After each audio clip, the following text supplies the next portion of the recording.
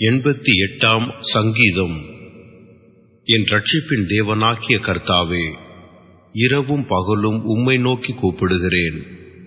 என் விண்ணப்பம் உமது சமூகத்தில் வருவதாக. என் கூப்பிடுதலுக்கு உமது செவியை சாய்த்தருளும். என் ஆத்துமா துக்கத்தால் நிறைந்திருக்கிறது.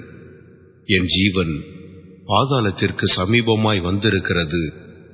நான் குழியில் இறங்குகிறவர்களோடு எண்ணப்பட்டு பலனற்ற மனுஷனைப் போல் ஆனேன். மரித்தவர்களில் ஒருவனைப் போல் நெகிழப்பட்டிருக்கிறேன். நீர் இனி ஒருபோதும் நினையாதபடி உமது கையால் அறுப்புண்டு போய் பிரேத குழிகளில் கிடக்கிறவர்களைப் போல் ஆனேன். என்னை பாதாள குழியிலும் இருளிலும் ஆழங்களிலும் வைத்தீர். உம்முடைய கோபம் என்னை இருத்துகிறது. உம்முடைய அலைகள் எல்லாவற்றினாலும் என்னை வருத்தப்படுத்துகிறீர்.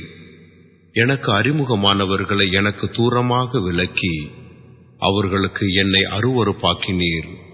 நான் வெளியே புறப்படக்கூடாதபடி அடைபட்டிருக்கிறேன். துக்கத்தினால் என் கண் தொய்ந்து போயிற்று.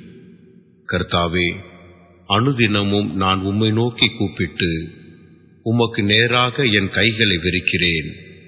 மரித்தவர்களுக்கு அதிசயங்களை செய்வீரோ? செத்துப்போன வீரர் எழுந்து உம்மை துதிப்பார்களோ? பிரேத குழியில் உமது கிருபையும் அழிவில் உமது உண்மையும் விரிவாக்கப்படுமோ? இருளில் உமது அதிசயங்களும் மறதியின் பூமியில் உமது நீதியும் அறியப்படுமோ?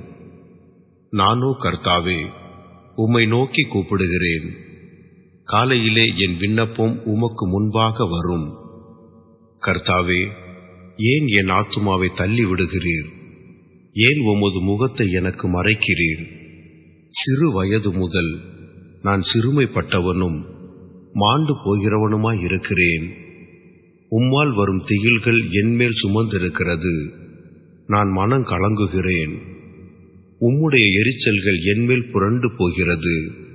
உம்முடைய பயங்கரங்கள் என்னை அதம் பண்ணுகிறது.